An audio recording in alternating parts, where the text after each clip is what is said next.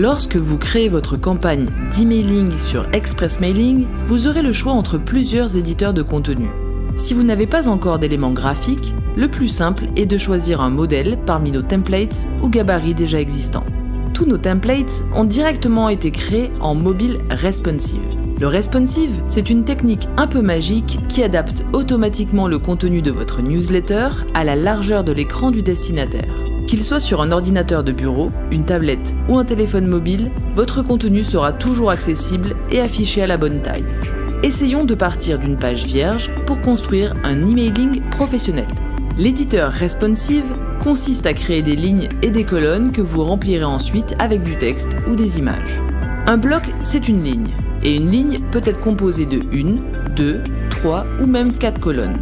Si le destinataire consulte une newsletter à 3 colonnes sur son mobile, alors les colonnes seront affichées les unes sous les autres pour rester lisibles.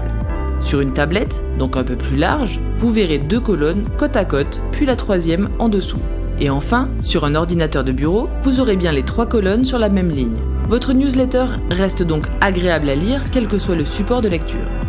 Commençons par la première ligne. Celle-ci contient généralement votre logo. Cliquez sur le bloc monocolonne et glissez-le en maintenant la souris enfoncée jusque dans la zone centrale. Ensuite, imaginons que vous avez 3 produits ou 3 actualités à présenter.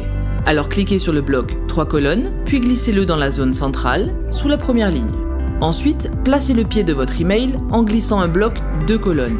Nous ajouterons par exemple vos coordonnées dans la première colonne et ajouterons vos réseaux sociaux dans la seconde. Vous pouvez à tout moment déplacer et intervertir vos lignes en saisissant sur la gauche le bouton de déplacement. Une fois votre structure terminée, vous pouvez glisser des éléments de contenu dans vos colonnes. Un contenu peut être une zone de texte, une image ou une photo, un bouton cliquable, un lien vers vos réseaux sociaux et même un bloc vidéo.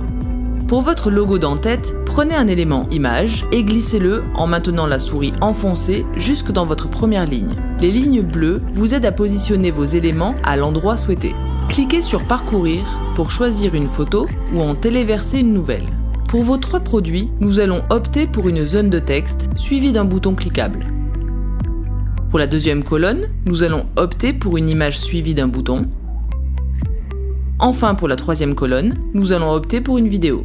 Chaque élément de contenu est modifiable.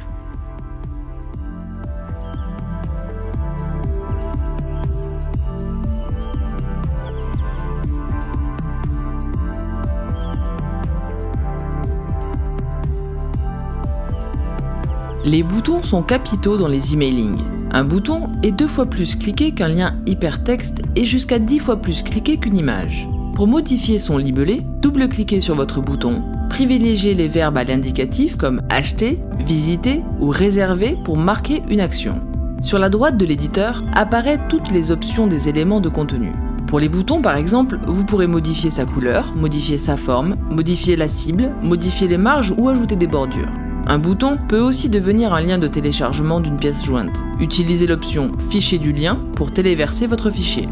Pour les images, vous pouvez téléverser une image depuis votre disque dur, vous pouvez utiliser des images en provenance d'Internet en indiquant son adresse HTTP ou retrouver les images sur vos outils favoris. Vous pouvez également choisir des images dans notre photothèque libre de droit.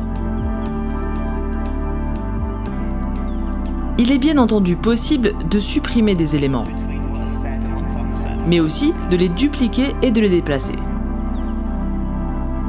Concernant les vidéos, rien de plus simple. Cliquez sur le bouton « Ajouter une URL de vidéo » puis collez simplement votre lien YouTube. L'éditeur responsive se chargera d'extraire le résumé et d'y ajouter un lien cliquable permettant de se rendre directement sur votre page YouTube.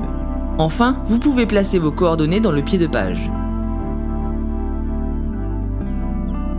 Ajoutez également des liens de vos réseaux sociaux en sélectionnant des icônes et des couleurs parmi plus d'une vingtaine de modèles. Changez les icônes, modifiez vos URL. Vous disposez d'une vingtaine d'icônes permettant soit de partager, retweeter une page, soit de liker ou aimer une page. Enfin, vous disposez d'un dernier onglet Paramètres qui vous permet entre autres de définir la largeur en pixels de votre création, ainsi que changer la police de caractères, la couleur de fond du mailing ou encore la couleur des liens cliquables. Votre contenu est maintenant prêt.